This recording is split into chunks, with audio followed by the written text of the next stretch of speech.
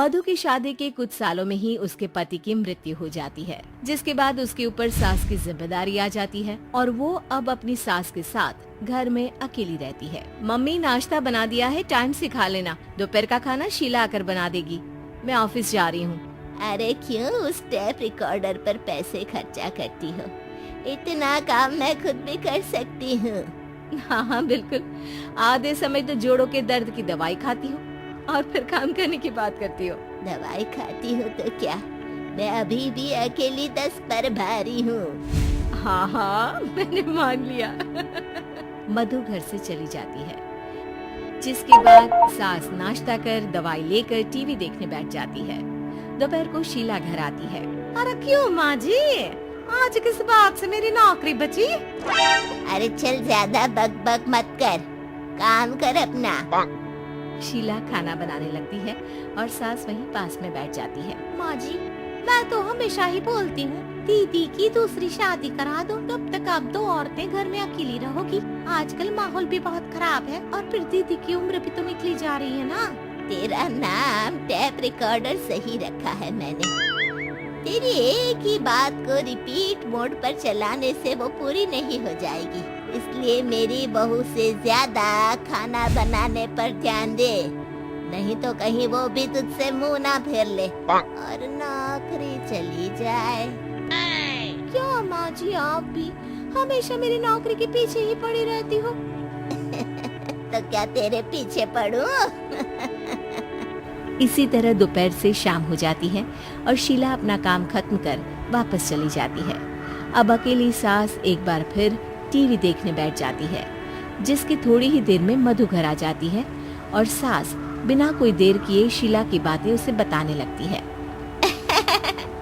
Mummy, आप भी ना किसी बच्चे से कम नहीं हो, जिसके पास हमेशा शीला को लेकर कोई ना कोई बात रहती ही है। अब बस भी करो ना, इतनी बुरी नहीं है बेचारी। अरे मैंने कब कहा बुरी है, बस उसकी बातें करके मुझे बड़ा मजा आता है। सास की बात पर हंसते हुए दोनों डिनर करने बैठती ही हैं कि लाइट चली जाती है। अंधेरे में मधु मोबाइल की फ्लैश लाइट जलाकर मोमबत्ती ढूंढने लगती है। तभी उसे हॉल में कुछ गिरने की आवाज आती है। मम्मी, आप अंधेरे में इधर उधर क्यों घूम रही हो? अरे तेरे पीछे ही तो खड़ी हूँ। हाँ, अगर आप यहाँ हो तो वो हॉल में सामान कैसा गिरा? भूत आया। अरे मुझे क्या पता, जाकर देखना पड़ेगा ना।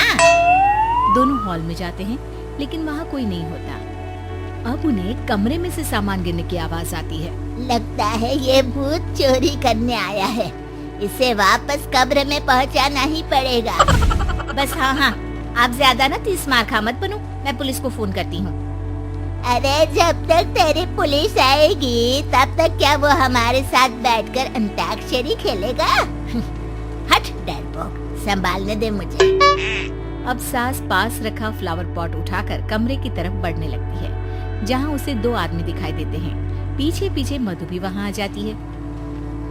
मम्मी, अभी भी मौका है, बाहर भाग जाते हैं। मधु की आवाज सुन चोर चौकन्ने हो जाते हैं। ओए तुम दोनों, जहाँ हो वहीं खड़ी रहना, नहीं तो दोनों को गोली मार दूंगा। अरे तुम दोनों अभी के अभी बाहर जाओ, नहीं तो मैं तुम्हें जिंदा नहीं छोड़ूंगी। ये बुढ़िया हमें धमकी दे रही है। अबे तुम 2 अकेली अबला औरतें क्या कर लोगी? अरे जा भेजा, दोनों को बांध दे। जैसे ही दूसरा आदमी सास को पकड़ने उसके पास आता है तो वो उसके सर पर फ्लावर पॉट मार देती है।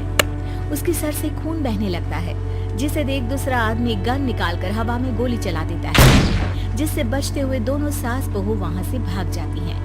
अब वो तीनों एक दूसरे के आगे पीछे पूरे घर में भागने लगते हैं। मम्मी, आपने तो सच में उसे मार दिया। तो मजाक में कौन मारता है? और अभी तुम मेरे साथ ही रहना, नहीं तो पक्का मारी जाओगी। ये औरतों को कमजोर समझता है ना।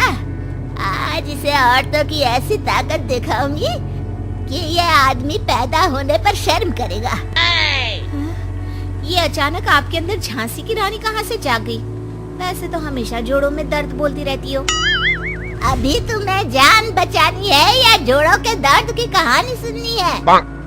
मधु और उसकी सास कमरे में जाकर दरवाजा अंदर से बंद कर लेते हैं, जिस पर चोर बाहर खड़ा दरवाजा बजाते हुए उन्हें आवाज लगाने लगता है। क्यों डर गई? अरे वैसे तो बहुत धमकी दे रही थी, गेट खोल अब बुढ़िया। अबे पागल, धमकी देने और होशियार होने में फर्क होता है, पर ये दिमाग वाले काम तुझे तो समझ में नहीं आएंगे। रुक, वो भी तेरा दिमाग ही बाहर निकालता हूँ।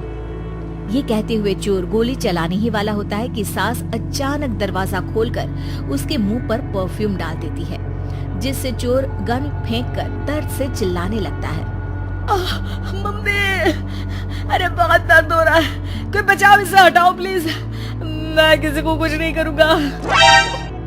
क्यों रे, क्या थोड़ा सा दर्द होते ही मम्मी मम्मी करने लगा?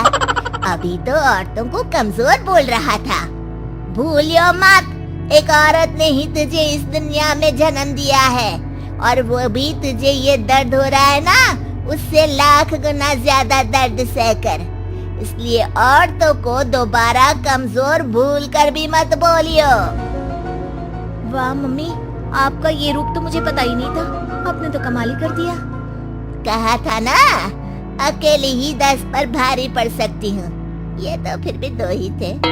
इतनी देर में पुलिस भी वहाँ पहुँच जाती है। आ गए आप, कर लो इन्हें अरेस्ट और जेल में बैठकर अंताक्षरी खेलना।